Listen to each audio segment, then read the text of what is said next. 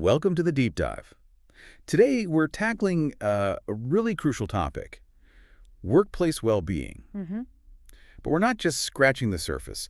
We really want to dig into why so many well-being efforts seem to, well, miss the mark. That's exactly right. There's often this, gap between what companies do for well-being and what actually helps people thrive at work. And our conversation today is really grounded in an article you co-authored. Yes, with Sandy Gorel. She's got just incredible experience. Right, over 25 years in healthcare leadership, setting up Michigan Medicine's wellness office. Yeah. Her perspective must be key here. Absolutely invaluable. Sandy's seen it all, really. Her insights are central to understanding how we move beyond, the superficial stuff.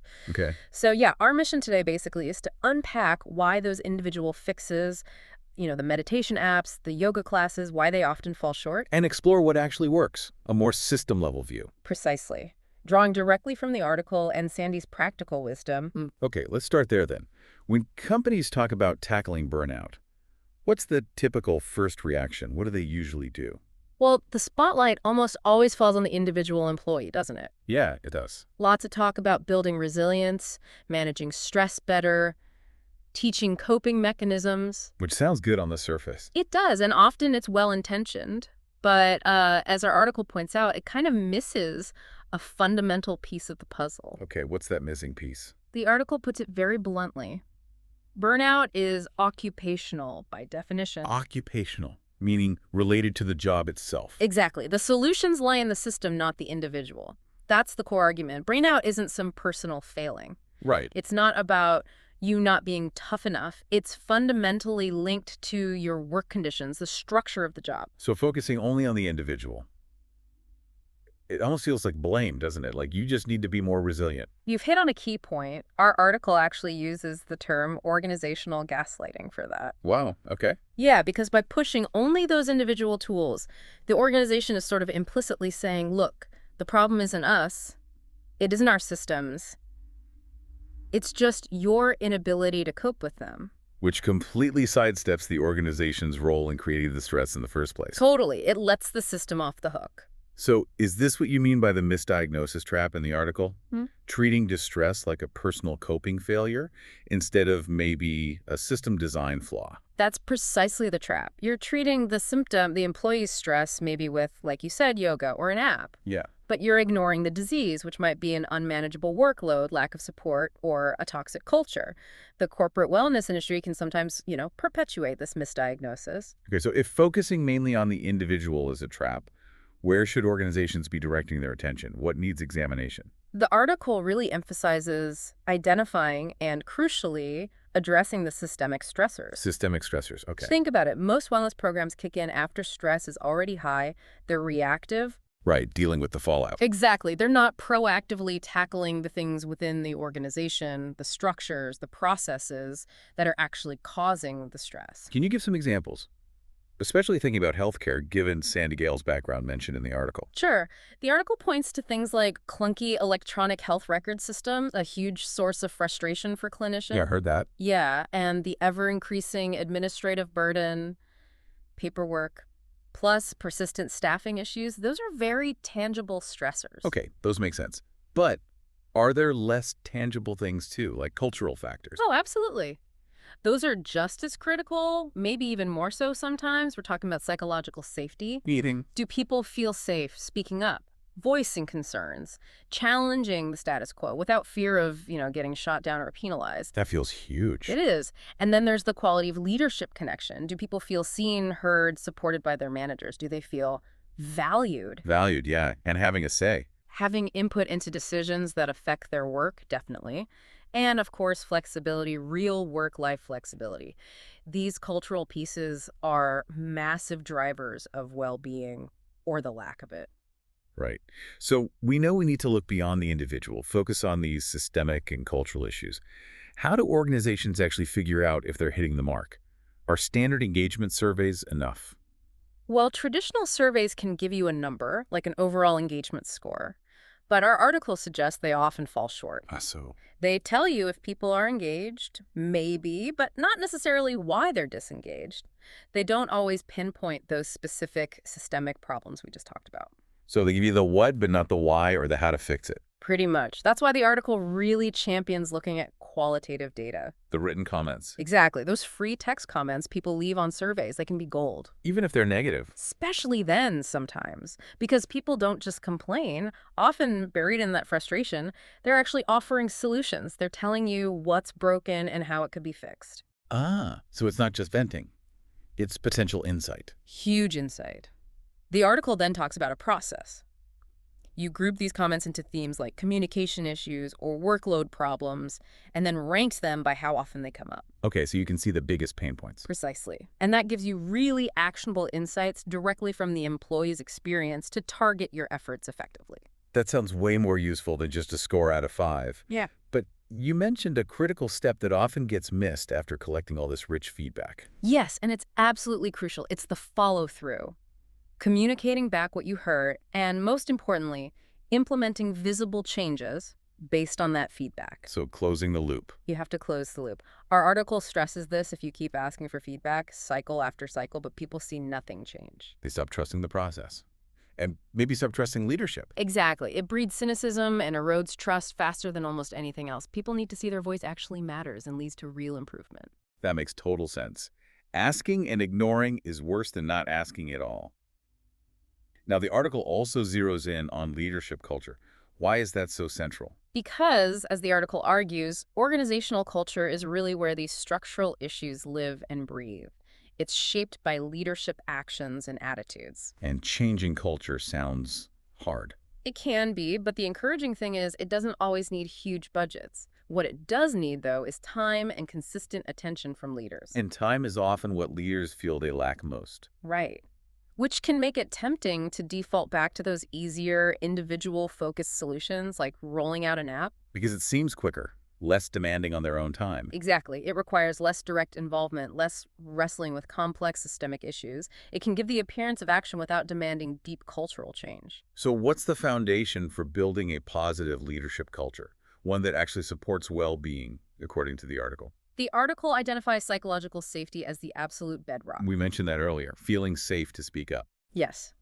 Creating an environment where everyone, leaders included, feels secure enough to voice ideas, ask questions, admit mistakes, raise concerns, all without fear of blame or retribution.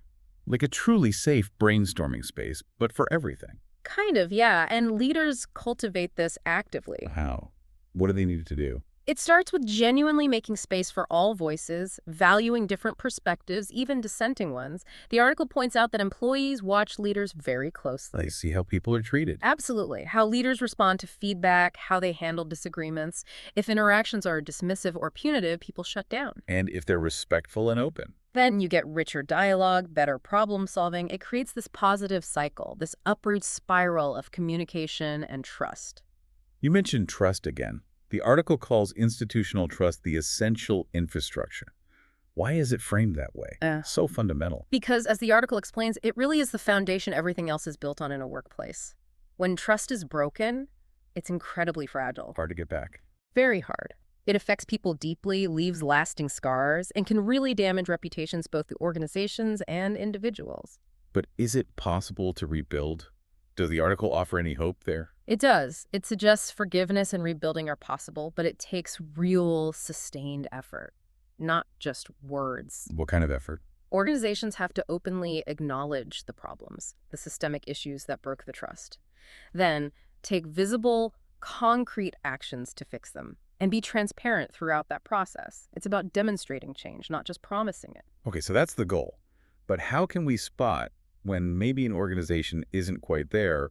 What are those telltale signs, as the article puts it, of performative wellness, just going through the motions? Yeah, the article lists a few clear indicators. First big one are the wellness programs almost entirely focus on the individual. Apps, seminars, resilience training. With little talk of system change. Exactly. Second sign, a lack of communication about system changes that are supposedly happening based on feedback. If you give feedback and hear crickets about what's being done structurally, red flag. Okay. Any others? Yes. A third key one is about leadership modeling. Are leaders visibly participating in changes? Are they demonstrating vulnerability? Vulnerability. How does that play in? The article suggests that when leaders are willing to say, you know what, maybe our processes are part of the problem, or I recognize my actions might have contributed to this. That actually builds trust, instead of weakening them. Paradoxically, yes. It signals authenticity, a genuine commitment to getting it right. It makes the whole effort feel less like top-down spin and more like a shared journey. Interesting. Now, the article also brings up the healthcare paradox. Can you unpack that a bit? Sure. It refers to the fact that people drawn to healthcare, pharmaceuticals, helping professions, they often have this incredibly strong service ethic. Right, a desire to help, to care. Exactly. They'll go the extra mile, push themselves hard, sometimes to their own detriment because they're so dedicated to patients or the mission. Okay. So the paradox is, The paradox is when the organizations they work for inadvertently, or sometimes maybe not so inadvertently, exploit that dedication now, by piling on workload, increasing pressure, relying on that goodwill, without providing the necessary systemic support, resources, or realistic expectations to prevent burnout among the caregivers themselves. so the organizations focused on healing others might be harming their own people through system failures. That's the crux of it. Our article really emphasizes the ethical responsibility, especially for healing professions, to create sustainable work environments, places that care for the caregivers too. It's a huge contradiction otherwise. It really is. Failing to address those internal systemic stressors while promoting health externally just doesn't add up. Okay, so pulling all these threads together, based on your article with Sandy Gorel, what are the core principles for moving beyond performative wellness to something real and effective? It boils down to a few key shifts in mindset and action. First, measure the right things. Focus on those structural stressors, not just individual stress levels. Got it. What else? Second, really analyze that qualitative feedback. Dig for the solutions your employees are already offering. Don't just count complaints. Use the comments strategically. Yes. Third, actively build that foundation of psychological safety we talked about. Make it safe to speak up. Crucial. Fourth, encourage leaders to show that vulnerability, to own their part in systemic issues. Fifth, communicate constantly and transparently about changes being made based on feedback. Close that loop. Keep people informed. And finally, recognize and appreciate that service orientation, but don't exploit it. Protect your people from unsustainable demands. So when you strip it all away, what's the single most powerful lever for improving workplace well-being, according to the article? It's not a fancy program. It's not an app. Our article concludes that the most effective strategy lies in the 1,000 daily decisions leaders make. Daily decisions. Like what? About workload, is it manageable? About communication, is it open and honest? About autonomy, do people have control over their work? And fundamentally, about building and maintaining trust. So it's about designing supportive systems day to day. Exactly. Shifting the responsibility from the individual having to cope to the organization creating an environment where people can actually thrive. That's when you see real improvements in both well-being and performance. That's a powerful reframe. The core message really seems to be stop putting Band-Aids on individuals and start fixing the systemic issues that are causing the injuries in the first place. You summarize it perfectly. It's about measuring those structural factors, acting decisively on feedback, and building that culture of psychological safety and trust. This has been incredibly insightful, really digging into the nuances based on your article. Thank you. My pleasure. And for you, listening. Yeah. Take a moment to think about your own workplace. Where does the focus lie when it comes to well-being? Is it mostly on individual resilience? Or are there real efforts to tackle the systemic structural factors? What would it truly look like to measure and act on those deeper issues in your context? Definitely some food for thought. Thanks for joining us on The Deep Dive.